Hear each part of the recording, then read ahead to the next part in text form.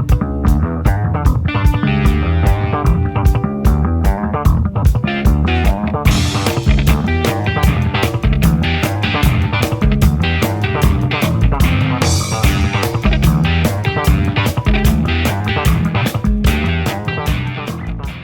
ladies and gentlemen, welcome to episode 2. We did it 2 weeks in a row. We made it, everybody.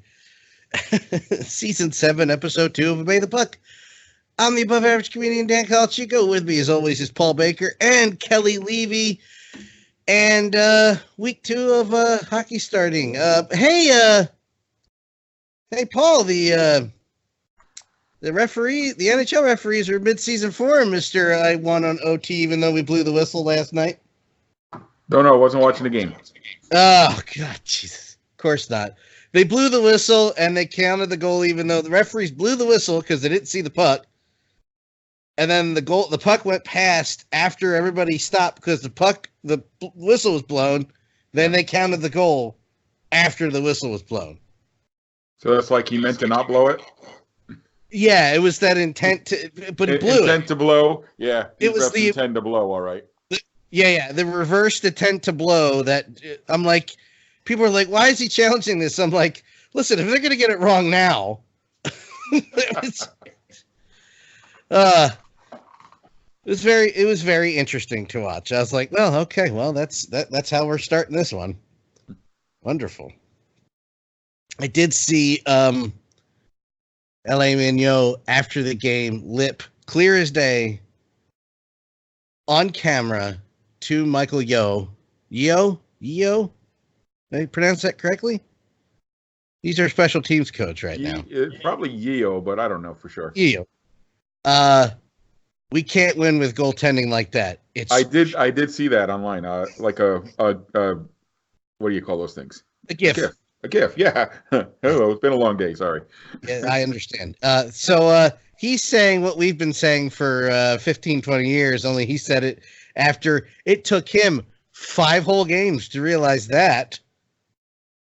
And it's the rest of us have been saying that for years. But anyway, speaking of goalies, this is where I want to bring Kelly in on this. And if you're looking on the Blog Talk Radio site, there's on the YouTube version, there's going to be a big, huge picture of Michael Neuwirth with the moment he won the Calder Cup in 2009.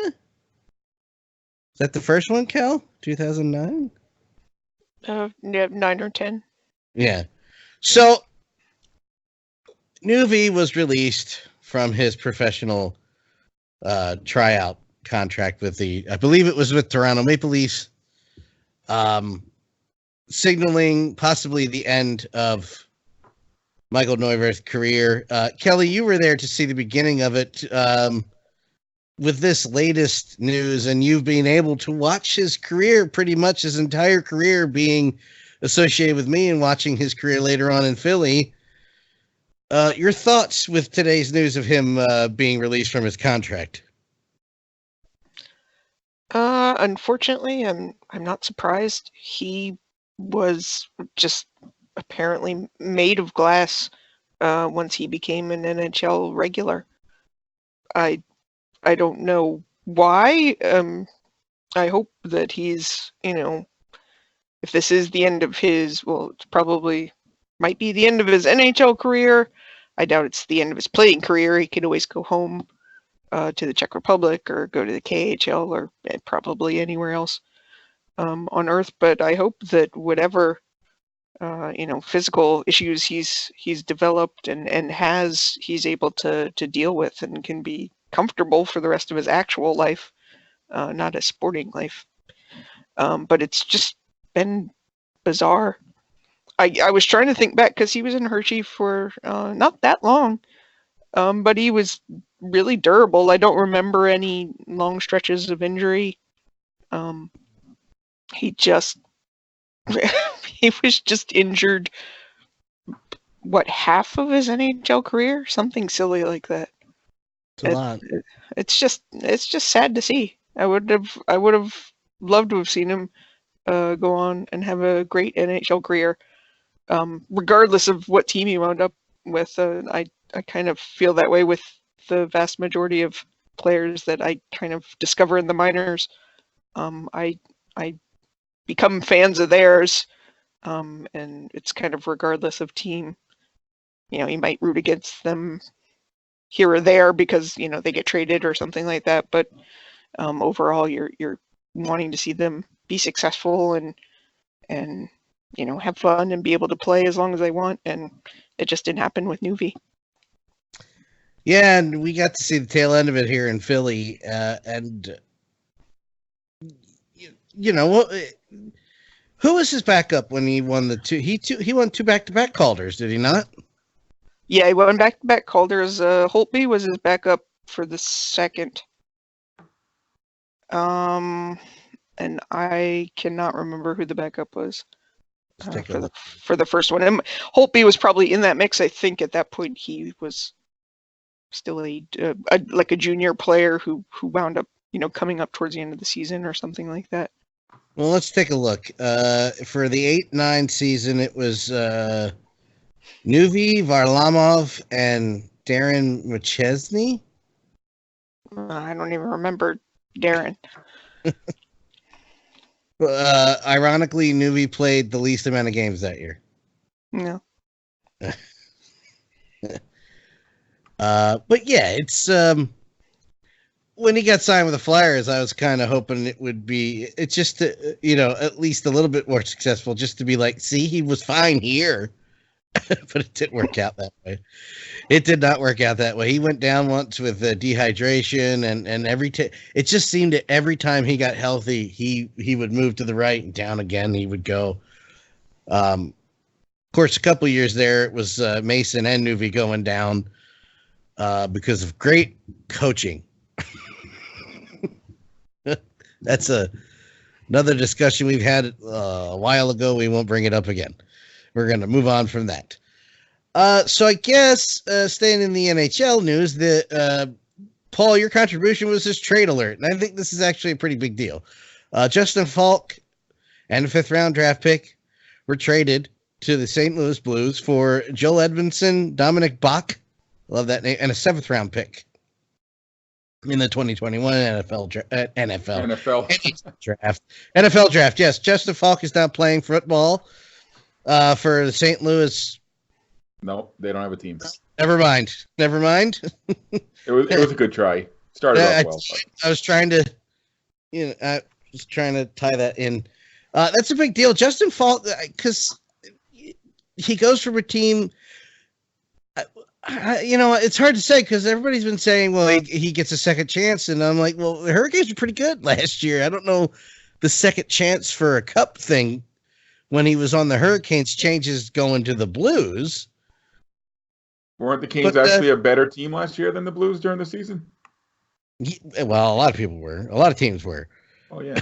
Technically, until the end where they just they won the one that counts.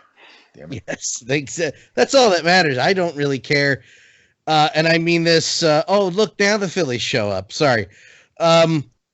I say this with no irony or disrespect intended with Kelly here, but we've seen with the Capitals how being the best in the regular season doesn't mean crap later on. Sometimes it just doesn't.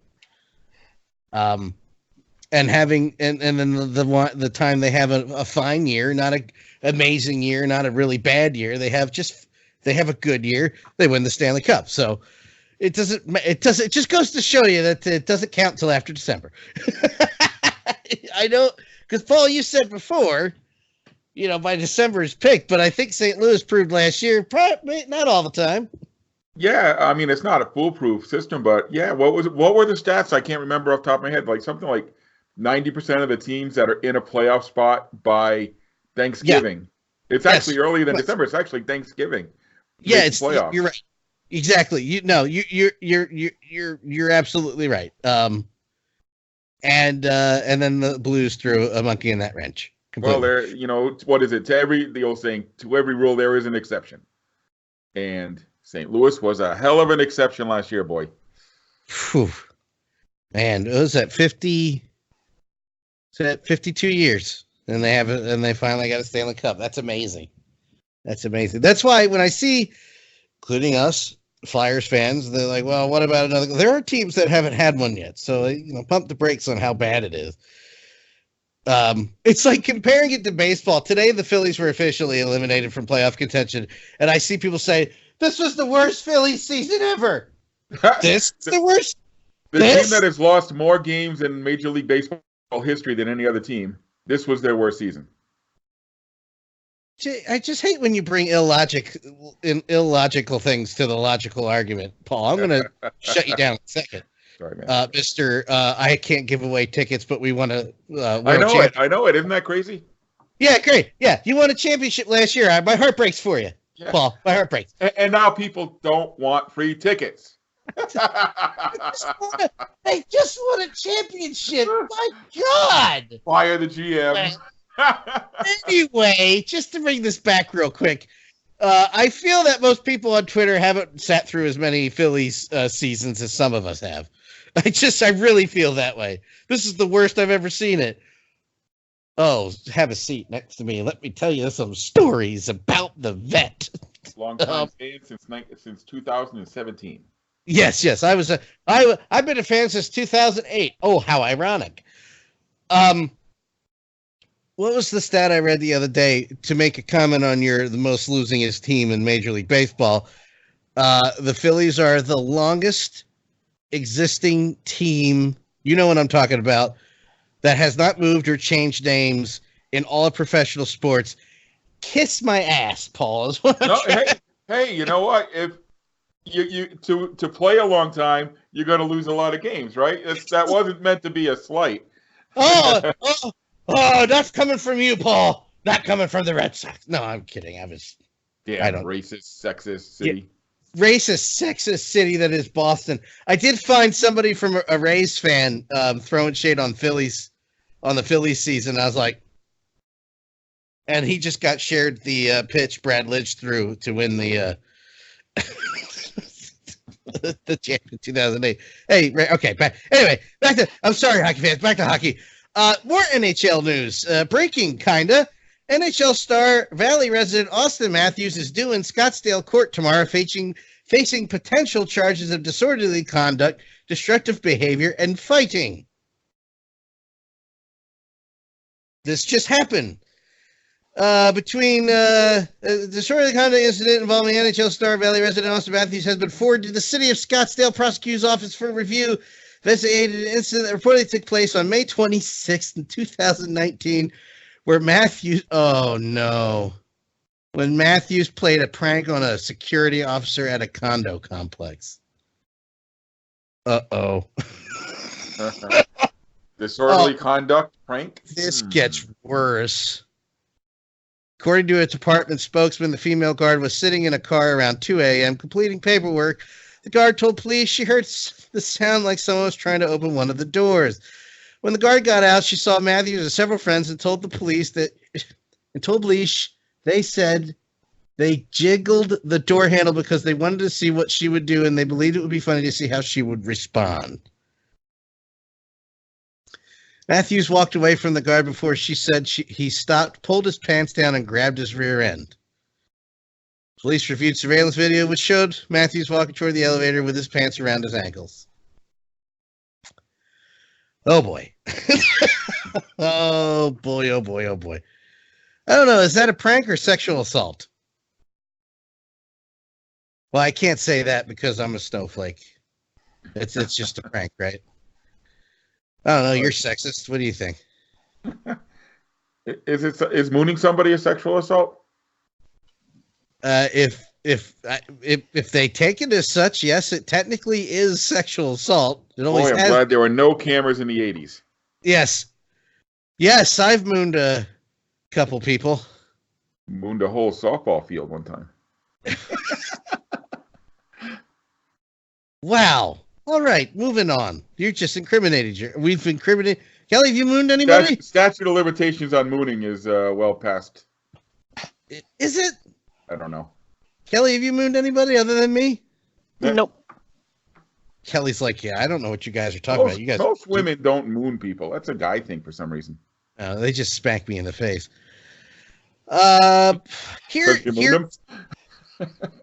Sometimes I don't even need to moon him. I mean, look at this face. It's very smackable. Kelly, don't say a word. So I saw this earlier and I was debating even bringing it up. ECHL rule change 23.7. When players reach 10 fighting majors, they are suspended for one game. Each subsequent fighting major will be a one-game suspension. At 14 fighting majors, the suspension becomes 2 games. 18 players had 10-plus fights in 2018-19 season for the ECHL. I think the ECHL is trying to get rid of fighting, and I think something we've talked about many times before, predatory hits, that kind of thing, but I think we can all agree, maybe, I'll get all your thoughts here, I don't like this fighting thing going away. I don't like the fighting thing going away. There's too many, and it goes back to policing on the ice. There's too many things that can happen, whether it's an accident or on purpose, where somebody gets pushed around or hit or effed with, and there's nobody on the ice standing up for that anymore. There's nobody on the ice. They leave it in the hands of the officials, and we all know the officials, for the most part, have no idea, and I don't mean they're stupid. I mean, according to the office above or the rule book that constantly changes, like here's an example right here, how to handle it when it gets out of hand and they lose control of the game. There's nobody on the ice anymore for most teams to get in somebody's face, or if there's a hit with an elbow to the face, or if somebody cross-checks somebody in the neck or slashes at somebody's leg, nobody there is on the team is going to do anything about it, and it's just going to continue to happen, because who cares if you sit when you do something like that? I don't think I'm far off in that logic. There's got to be some sort, because there always has been some sort of team policing, and they're eliminating it now. Over 10 guys would have been suspended for one game last year. It's the same argument as anything else. Well, not everybody does it. Why do I have to be penalized for it? Not everybody. I don't know, Paul. Talk some sense into me. What am I crazy? I pretty much feel the same way you do, so I don't know how much sense I'm going to talk into you. Well, I don't know. I'm so conflicted about the fighting stuff, because we've had this conversation before in different forms. I do think your point about the players policing the game better than the officials do is so valid. And the steps that leagues have taken have decreased fighting. Like what? I don't know what the stats are, but geez, 70, 80% less fighting than they used to be 15, 20 years ago. And we know what head injuries do. And that's what's really behind all this, I guess. I hope it's for the right reasons, because man, I love to see a good fight as much as the next guy. There's fights. Yeah, but I don't know. I don't know. I'm like you. I don't know how I feel about it being legislated out. I would like it to go away on its own. You know. Yeah, let the players decide. Don't let somebody outside of the field of play decide whether or not fighting needs to be there. You can, and as far as talking about it from the NHL's perspective, this is the same league that doesn't. It's on record. It's on record that they don't give a damn about head injuries. It's on record. Well, that's not true. 5 seconds to Google. 5 seconds to Google what I'm saying, and the emails that have leaked, and the things that have been told behind the scenes that they don't care about head hits. So that not one iota of me believes that it's for their own well-being. I just don't believe it. If you tell me I'm wrong, but like I said, Google it for a second. Kelly, do you want to weigh in on any of this? Be completely honest. If you disagree, please. I'm not going to yell at you. I want how you feel. You've been watching hockey a long time too. I think it's an interesting approach. I think the idea may be more about getting rid of the quote-unquote goon, so that you could still have fighting. It just has to be everyone on the team sticking up for each other, as opposed to one guy. All right. So I couldn't see that. I mean, it's there to get rid of goons, which I don't really think is that much of a problem in the ECHL anymore. I know Okay. there's a couple guys who've they're ECHL guys, and that's their job, and that's why they're there. The fans come in specifically to see them, but there's not many of those guys left. Yeah. But you live. Go ahead, Paul. I'm sorry, and just to build on that point that popped into my head when Kelly was talking, what kind of team would you rather have? Like, say your team is going to have 30 fights over the course of the season. Do you want a team with one guy having 25 of those fights, or do you want 6 guys who each fight 5 times? I'd rather have my fight spread out over the whole team. I'd rather have a tough team than a tough guy on my team.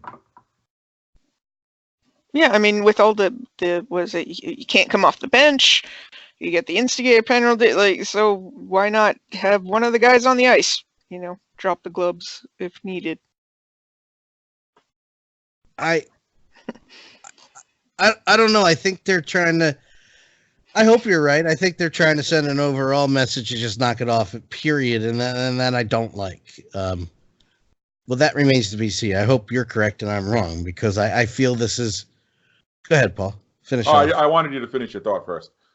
No, I just feel that it's more of a.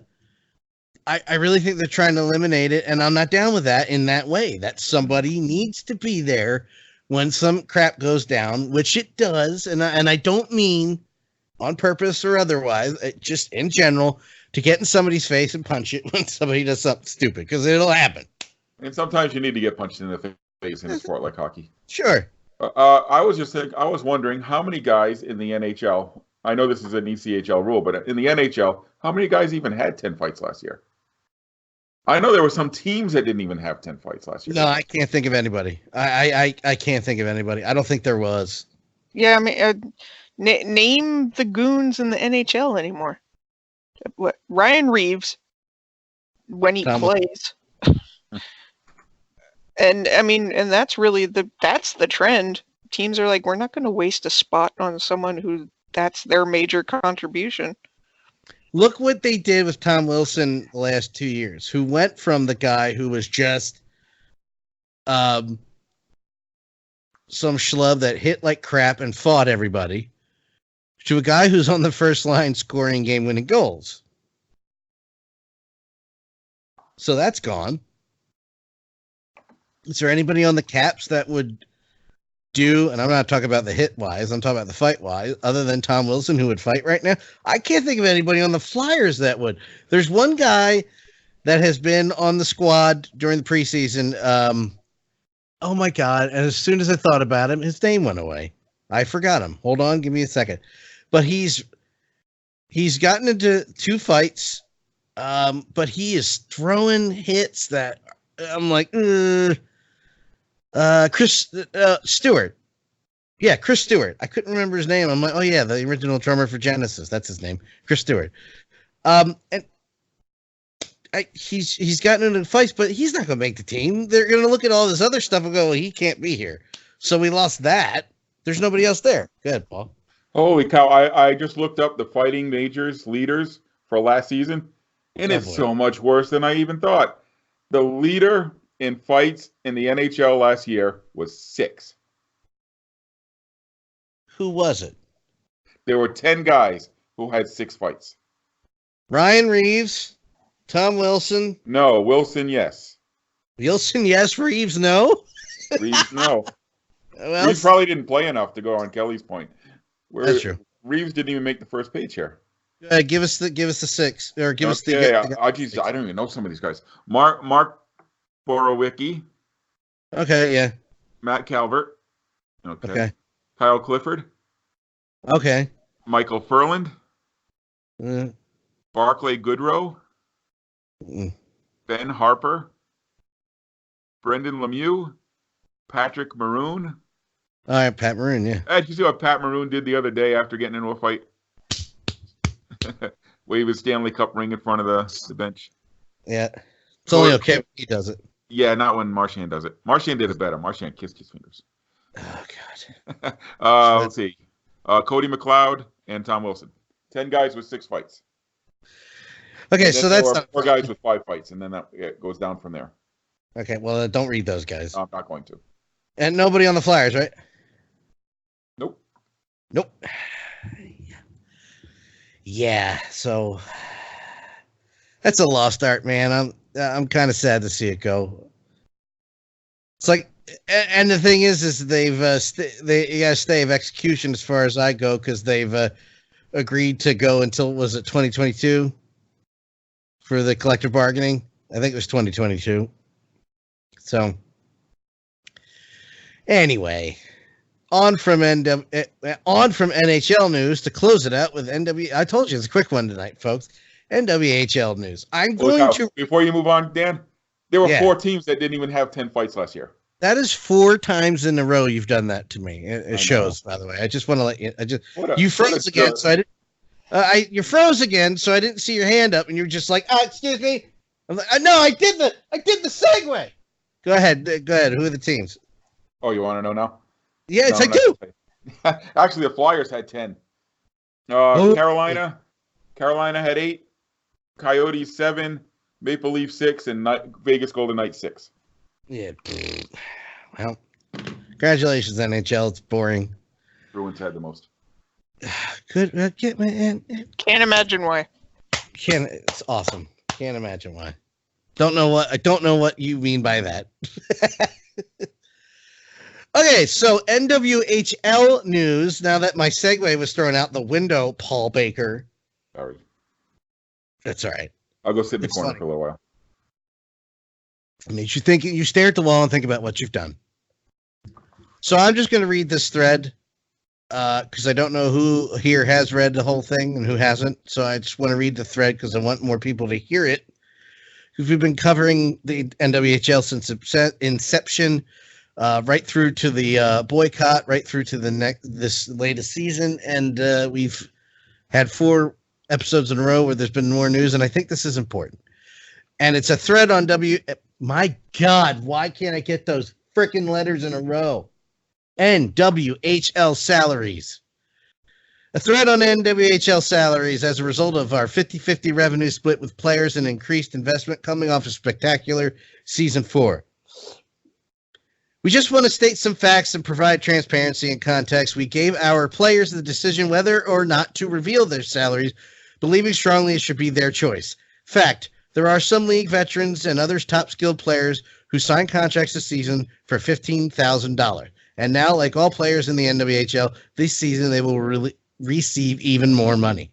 NWHL salaries are not only up only 26% this season, they're up more than that. Each team salary cap was increased from $100,000 to $150,000. So that was the first step in raising salaries. Each team will have about 20 or 22 players. The 26% increase is just from the 50-50 split with NWHL players are receiving from league sponsorships and media deals. The split was announced by the league and the NWHLPA in May. Examples of these deals are our 3-year streaming partnership with Twitch and sponsorships from Duncan, NHL, Tipwitch, Vita, NYU, Langon. As more sponsorships come in, that 26% will increase. So for NWHL players who signed contracts for $15,000 this season, they are now making over $18,900 as a result of the revenue split. They are paid this over 6 months of the season from October to March. The salary is for 24 regular season games, possibly a few playoff games if you're contending for the Isabel, and about 2 practices at night each week. That's 2 practices each week. That's not bad.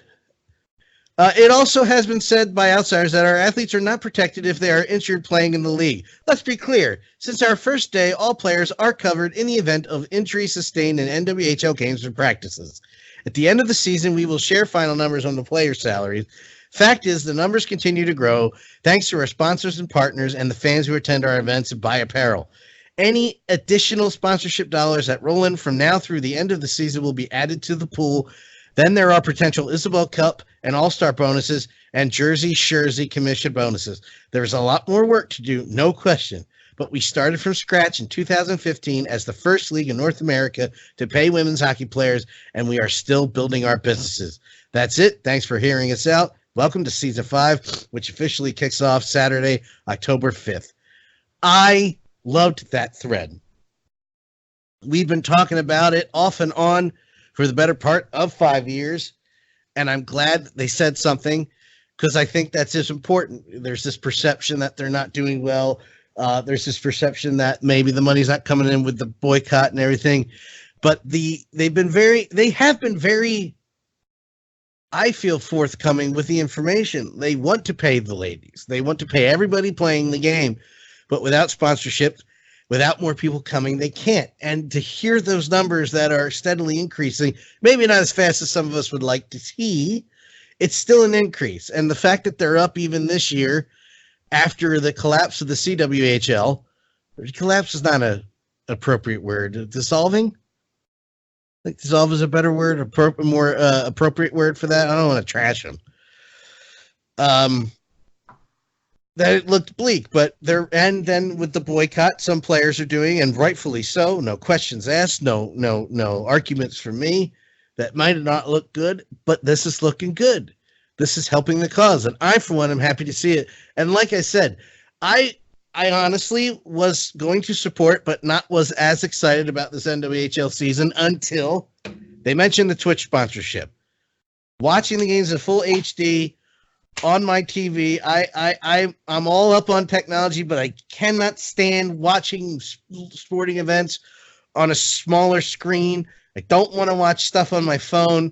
I want to watch it on my TV. If I need to stream another game on my computer, Kelly has another computer we can stream games on. Sometimes during the peak of hockey season, we got 3 or 4 games playing.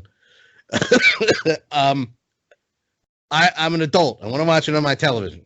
The big television that was paid for. I want to see it. So when they announced Twitch, I was all in. I cannot wait to watch these games. And the revenue thing is a great idea. They're making money. The CWHL was not paying salaries. I think we discussed that there was money involved, but they were not getting salaries like this. And there's an increase this year. Kelly, I don't know if you read it on Twitter, but now that you've heard what I had to say, what have you got to say about the NWHL this year? I'm very excited about this. I think it's a good thing. Anything that gets more money for the players is something I support. I also support the transparency. That's kind of a bigger issue for me. Overall, I think everyone should tell everybody what their salaries are, because that's the only way that we all figure out what we're worth in the workplace. And keeping your salary a secret is just it only helps your employer. It doesn't help anyone else. But yeah, I think it's great. I'm glad that people are getting paid more, and they deserve much more. But it's definitely a start, and I think it's a step in the right direction. Paul, I know you're going to be a little biased on this, but your thoughts on the NWHL, Mr. PA announcer person? Yeah, that's it's fantastic news. And Kelly, your point was just fantastic. The transparency, knowing, for years, the NWHL had this business plan that we weren't able to know anything about, and there was really very little, probably because they really didn't have much in the way of sponsorship. For a couple of years, Dunkin' Donuts was their only sponsor. So now that they've got a little bit going on to let people know, and hey, this is what we're doing, this is why we're doing it. I mean, that's going to go a long way towards giving the league some credibility and maybe attracting some more business and more sponsors. So I think that's a great thing.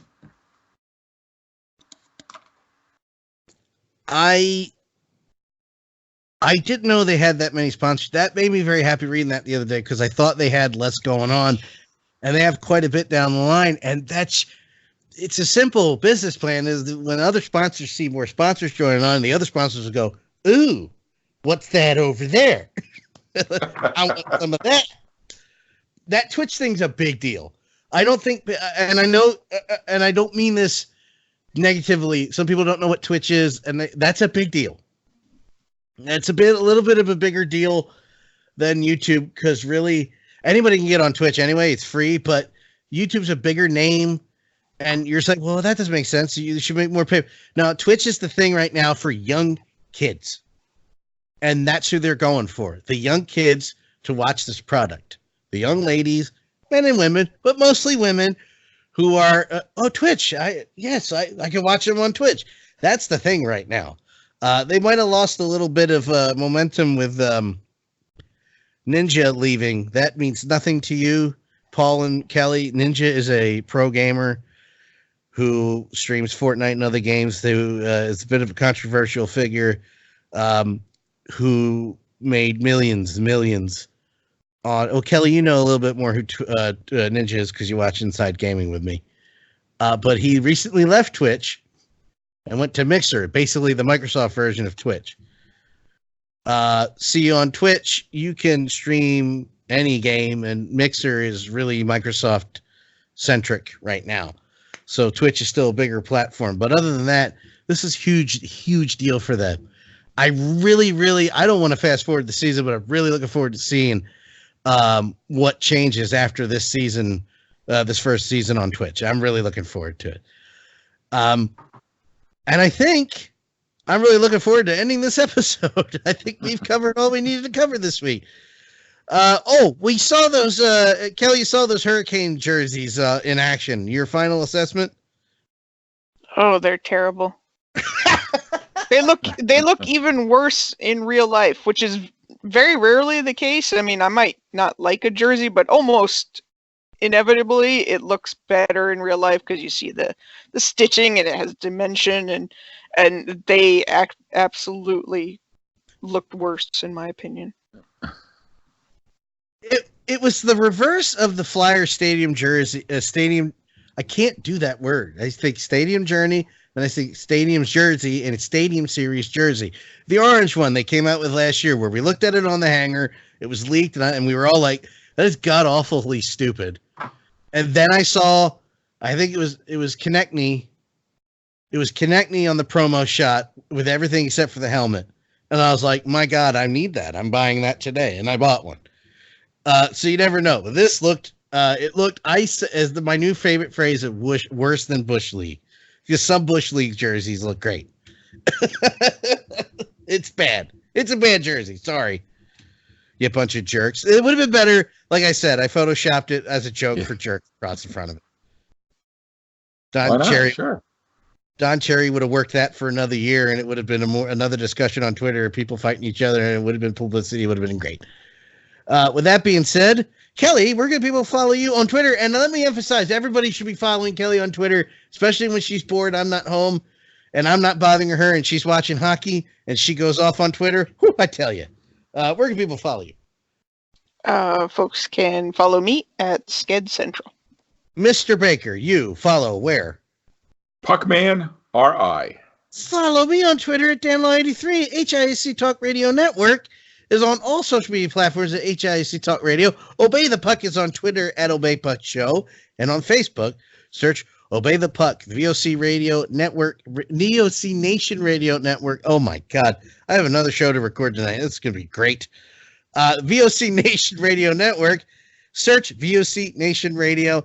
And in the next month or two, I am going to get our own iTunes, Google Play, everything. I'm going to get back up and running one way or the other. We're going to either have a new channel or we're going to get the old one up and running because we need a place for other people to point just for our episodes. It's a request everybody's asking for. I'm going to work on it. Give me a little extra more time, and I swear I'll get it done. Next week in this spot, the Stadium Journey Obey the Puck crossover part 1, our favorite NHL arenas. Tune in to find out. For Paul Baker and Kelly Levy, I am Dan Calchico. See you next.